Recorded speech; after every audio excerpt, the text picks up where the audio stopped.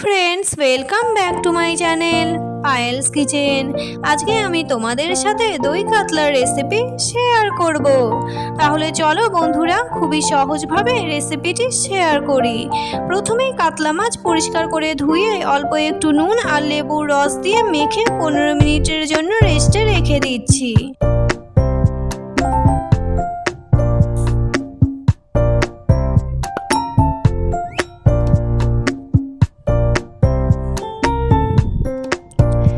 এখানে একটি প্লেটে নিয়েছি চারমগজ, কাজু বাদাম, সাদা সর্ষে আর পোস্ত।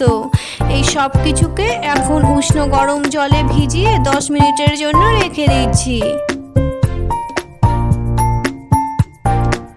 10 মিনিট পর এই সব কিছুকে মিক্সি জারে দিয়ে দিচ্ছি আর তার সাথে দুটো কাঁচা লঙ্কা দিয়ে একটি পেস্ট বানিয়ে নিচ্ছি। আর কিছুটা পেঁয়াজ কেটে নিয়েছি, এই পেঁয়াজগুলিকে মিক্সি জারে দিয়ে পেঁয়াজের পেস্ট বানিয়ে নিচ্ছি। কড়াতে সরষের তেল গরম করে প্রথমেই মাছগুলি ভেজে তুলে নিচ্ছি।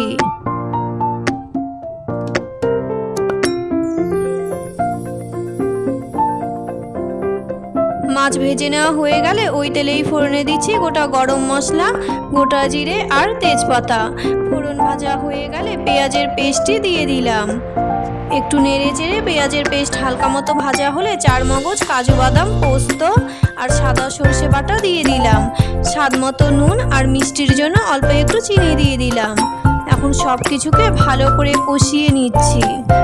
কষিয়ে নেওয়া হয়ে গেলে ফেটানো টক দই দিয়ে দিলাম। আবারও সব কিছুকে ভালো করে কষিয়ে নিচ্ছি। তেল ছাড়তে শুরু করলে গ্রেভির জন্য জল দিয়ে দিচ্ছি। গ্রেভিটি ফুটতে শুরু করলে ভাজা মাছগুলি দিয়ে 5-6 মিনিটের জন্য লো টু মিডিয়াম ফ্লেমে গ্রেভিটিকে ফুটিয়ে নিচ্ছি।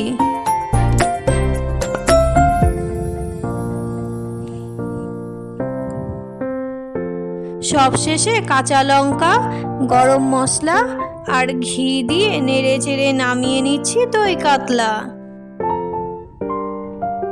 তাহলে বন্ধুরা, আমার আজকের এই সিম্পল রেসিপি তোমাদের কেমন লাগলো অবশ্যই কমেন্ট করে জানিও। ভালো লাগলে এই ভিডিওতে একটি লাইক করে দিও আর রিলেটিভদের সাথে শেয়ার করতে কিন্তু ভুলে যেও না। আমার নতুন নতুন রেসিপির আপডেট পাওয়ার জন্য এক্ষুনি আমার চ্যানেলটিকে সাবস্ক্রাইব করে নাও। আজকের মতো এই পর্যন্তই। আবারও আসছি নতুন কোনো রেসিপি নিয়ে। ততক্ষণ পর্যন্ত সবাই সুস্থ থেকো ও ভালো থেকো। টাটা।